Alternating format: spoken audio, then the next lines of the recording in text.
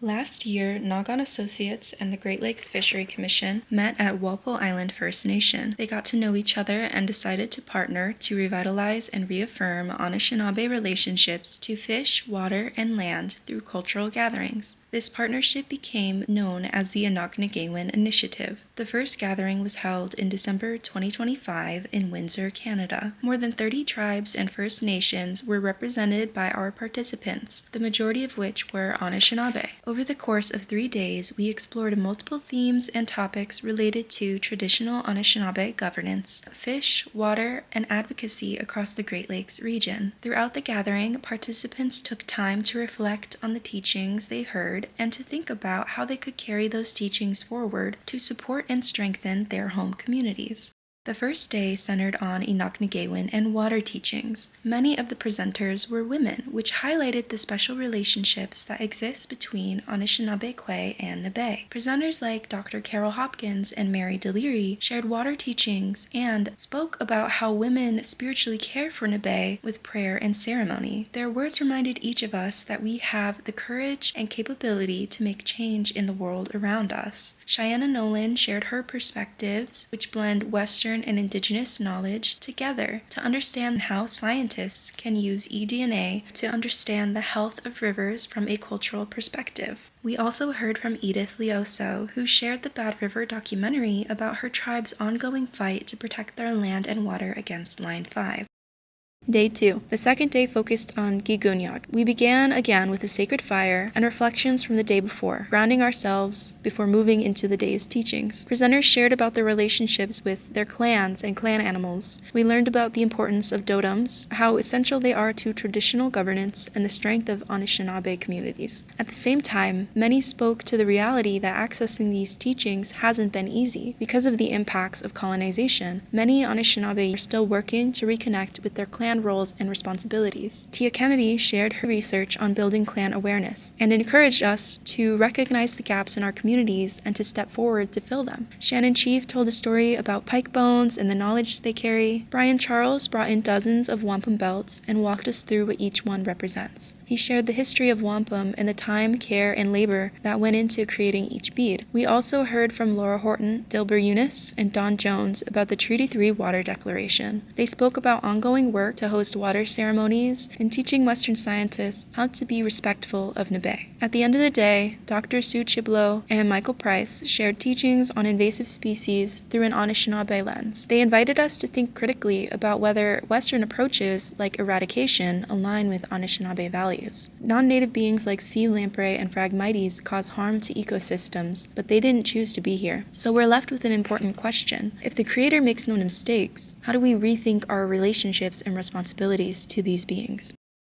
Day 3. On the final day, we began preparing to return home. The focus shifted towards the future and what our next steps might be. We gathered in a circle and listened to a few final presentations. Joanne Cook and Tina Frankenberger shared stories from their lives, including how learning to work alongside non-native communities has helped them build bridges and support their people. They reflected on what guided them as youth, how they came to understand their gifts, and how they've used those gifts in service to their communities. As the gathering came to a close, the youth led a sharing circle. One by one, they introduced themselves and spoke about what they need from adults and elders to carry this work forward. It was a powerful and emotional moment, one that highlighted the deep commitment each generation holds for revitalizing governance, culture, and healing intergenerational wounds. To close, we honored the Nabe that had been brought from each direction. We sang a traveling song and shared goodbyes.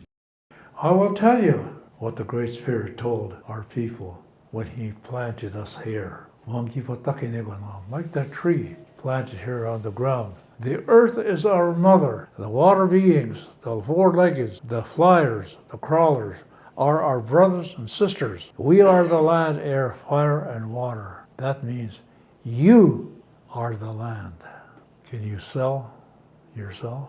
Can you sell your mother, Mother Earth? Can you sell your grandmother? It is not consistent with sacred law. You can't do that.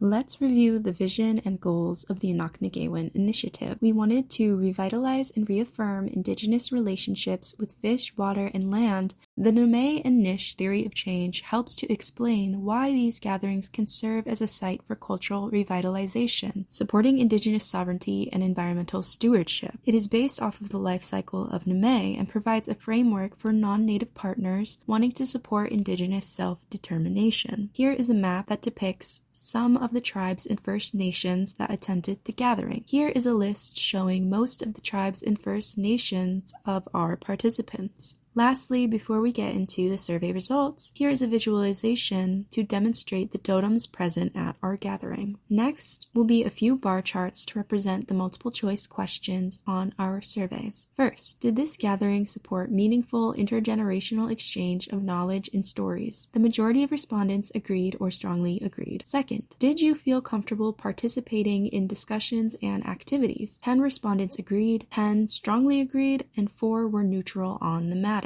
Third, did this gathering help strengthen your relationships with fish, water, and earth? 13 respondents strongly agreed, 10 agreed, and 1 was neutral. Fourth, do you feel more knowledgeable about current efforts and challenges other communities face? 15 respondents agreed, 7 strongly agreed, 1 was neutral. Fifth, were you able to make meaningful connections or new relationships at this event? Overwhelmingly, participants agreed or strongly agreed with this statement. Sixth, how familiar are you with the Great Lakes Fishery Commission and its mission? The gray shows pre-survey responses, while the blue shows post-survey responses. The commission staff that attended did not formally attempt to share their mission and organizational goals. Nonetheless, engaging with Indigenous community members through a cultural gathering still raised familiarity amongst participants about the GLFC. The next section represents the written responses on our surveys. First, what are the current efforts or challenges your community faces in protecting or revitalizing relationships to fish, water, and the earth? Efforts include water walks, university partnerships, Nome releases, and sharing traditional teachings. Challenges include international governance and legislation, pollution, and historical trauma. Second, how is intergenerational knowledge passed on in your community? Participants answered through songs, stories, ceremonies, visiting with elders, Anishinaabe